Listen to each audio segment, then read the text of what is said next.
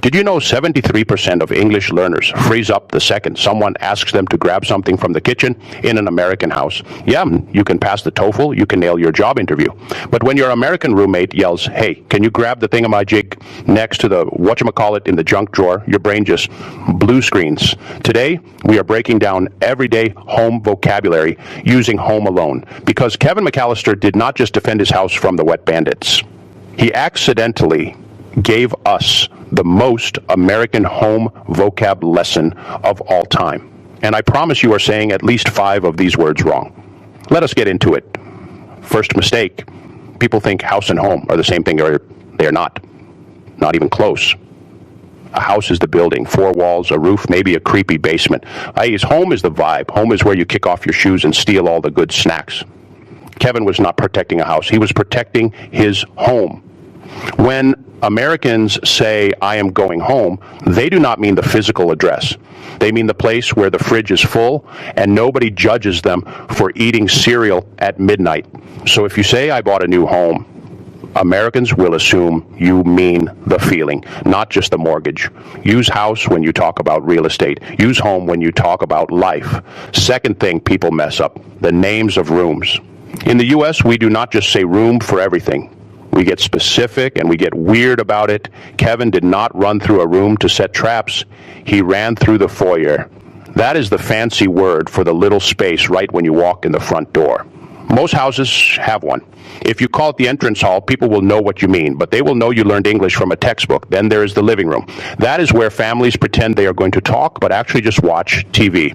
Now, Kevin turned his into a full-on battle zone. Do not call it the sitting room. That is what your British aunt says. We sit everywhere. We live in the living room. Then you have the kitchen. Sounds easy. But inside the kitchen, Americans have a million words you never learned in school. Kevin used the kitchen counter to make his battle plan, not the kitchen table, not the desk. The counter is that long flat space where you dump your mail, make a sandwich, and question your life choices. Under the counter, you have cabinets. Those are the big doors where plates go to hide. Inside the cabinets, you might have the junk drawer. Every American house has one. It is the drawer where batteries, old chargers, takeout menus, and that one key nobody remembers all live together in chaos. Kevin probably found half his trap supplies in the junk drawer. If you do not have a junk drawer, are you even American? Third secret. The basement and the attic are not just extra rooms. They are personality tests. The basement is underground. It is where the furnace lives. It is where the washer and dryer usually are. It is also where every kid in America thinks a monster lives. Kevin was terrified of his basement. Same. Attics are the opposite. Hot, dusty, full of Christmas decorations from 1997. Americans shove everything they do not want to deal with into the attic and then forget it exists. If someone says, I will put it in the attic, translation, that thing is gone forever. Fourth insight, bathroom words are a minefield. Kevin did not just use the bathroom. He used the upstairs bathroom, the one with all the aftershave. In American houses, there are usually multiple bathrooms, and we name them like they are people. You have the master bathroom. That is the one connected to the biggest bedroom. You have the half bath. That means toilet and sink only, no shower. Perfect for guests. Then you have the guest bathroom, which is just whatever bathroom is cleanest when people come over. And do not get me started on the medicine cabinet. That is the little mirror cabinet above the sink. It holds toothpaste, old prescriptions, and about 6 empty floss containers. If you ask for the loo or the water closet, Americans will understand you, but they will also assume you just teleported from a Jane Austen novel. Fifth thing everyone gets wrong, garage stuff. The garage is not just for cars. It is where American dads store dreams, lawnmowers, power tools, half-finished projects. Kevin's dad had the whole garage set up. In the garage, you will find pegboards. Those are the walls with holes where you hang tools. You will find workbenches. That is a heavy table for building stuff or pretending to build stuff. And you will find about 20 pairs of old sneakers that are too dirty to wear, but too good to throw away. If someone says, meet me in the garage, bring a jacket, it is always cold, and it always smells like motor oil and childhood disappointment. Sixth tip, we have weird names for doors and windows. Kevin did not just close the door. He bolted the deadbolt. A deadbolt is that extra lock that makes you feel safe when you watch horror movies. The front door usually has a peephole. That is the tiny glass hole you look through to see who is outside. And windows have screens. Those are the mesh things that stop bugs but not burglars. If you say put up the window, Americans will look at you funny. We say open the window or raise the window. And the blinds are the things you twist to let light in. Curtains are the cloth ones. Drapes are the fancy curtain version your grandma loves. Kevin used all of them to fake a party. Legend. Seventh secret. The living room is full of trap-worthy vocab. Couch or sofa, both work. Americans use couch more. It is where you nap, eat, and spill stuff. Remote control or just remote. If you say controller, we think PlayStation. Coffee table is the low table in front of the couch. It holds remotes, magazines, and your feet when your mom is not looking. Throw pillows are the useless decorative pillows that go on the couch. Throw blanket is the blanket you never actually fold. Kevin used the throw pillow as a weapon. Respect. Eighth thing, laundry room language. Most American houses have a washer and dryer. Not a washing machine, just washer. The dryer is separate. Together they are called the laundry machines. You do laundry, you do not make laundry. Detergent is the soap. Fabric softener makes your clothes less crunchy. The hamper is where dirty clothes go. If you leave clothes in the dryer for 3 days, congrats. You are officially American. Kevin's mom definitely left a load in there before they left for Paris. Ninth insight, holiday decor words.